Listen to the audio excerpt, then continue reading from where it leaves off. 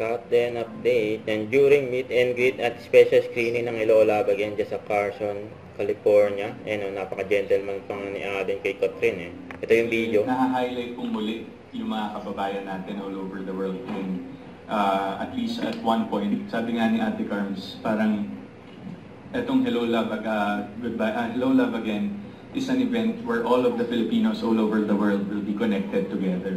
So, parang ramdam naman po namin yun. Ramdam naman natin na iisa tayo sa ating, iisa kayo sa amin dito sa journey namin with this film. And para po sa inyo talaga to. And you guys, as much as you guys have changed the lives of your families, you have changed our lives as well. So that's the lesson po from this project. Yun, Lessons, back in 2019, I just felt like this project was a big part of my growth as a person more than as an actress. And dinala ko yung learnings na yun. And then now, 2024, iba pa rin, iba din yung mga natutunan ko kay Joy. Not just kay Joy, pero sa ibang characters. Kay Ethan, sa character journey ni Martha, and lahat ng mga cast. Ang ganda kasi parang nire-represent nila yung bawat isa sa atin. Like, you know, sometimes there were scenes na nakikita ko yung sarili ko kay Ethan. Some scenes nakikita ko yung sarili ko sa ibang character. So I think what made it really special is that they made the characters so real and so relatable, representing each and every one of us.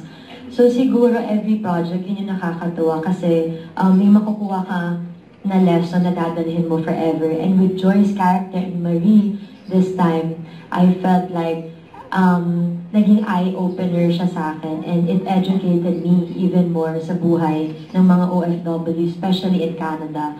So, dati, grabe na yung respeto namin sa inyo, hindi po biro, kasi grabe kami 1 month lang.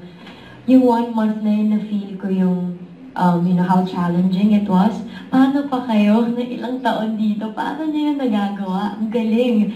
So, tinry namin siyang, we tried to, you know, sana nabigyan ng justice yung mga characters kasi mga totoong tao to na pinoportray namin. So, siguro, mayroon talagang extra effort to make it as real as possible so you see yourselves and us while watching the film.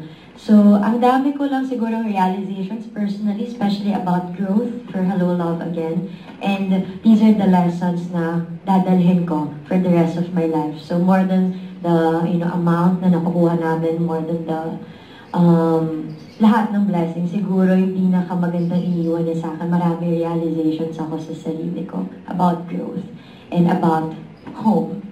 So, that's really special. Yun, Thank you. Thank you for that wonderful question.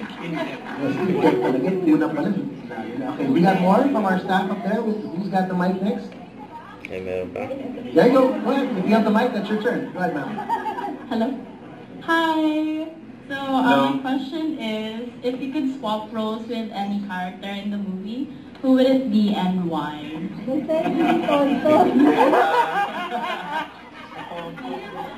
Parang alam na nila yung sagot dito sa may unahan. Si Joros daw.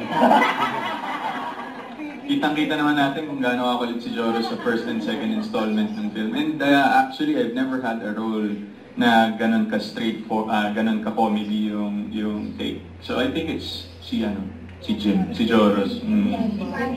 Jim Bibi nyo. Okay. Ako siguro, I would love to portray the role of Martha. Yeah. Ang ganda-ganda ng character niya.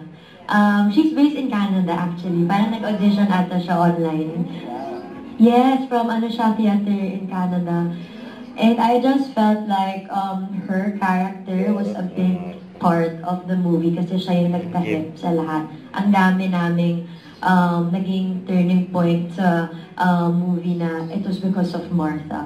So, ang liit ng role niya, pero lagi sinasabi ni Direk Cathy sa isang project, wala namang maliit or malaking role. Kahit gaano kakonte or kadami yung scenes mo, it's how you portray it. And I just felt like she portrayed it really, really well. So, yeah, I would love to be in her shoes, even for a day. Siya naman si Joy. Try lang. Ako, siya yung favorite ko din. So, matanong ko sa'yo, when did you first find out of the existence of the character of Martha? Was it in a story conference? Was it in the script? And how did you react when you found out, wow, ito pala yung gagawin? Yung magiging part niya. Nabasa ko yung script, pero more or less, doon na yung flow. And then, na-imagine ko actually sa Martha, a bit older pa. Tapos, nung nakita ko siya, sabi ko, okay, direct, medyo young pala si Martha. Feeling ko medyo mga nasa 80s, 90s. I was imagining it that way. And then, nung nakita ko why direct Cathy picked her, nag-make sense na lahat. Kasi meron siyang aura na sobrang light at the same time very, andun yung parang pagka-mom niya in a way kay Joy. So feeling ko, she was the perfect choice. So yeah. Sana lahat tayo may Martha siguro. Yes. Agree? Yeah. We got time now for our photos. Ready na ba kayo for our photos? Alright, so this is how we're gonna do it.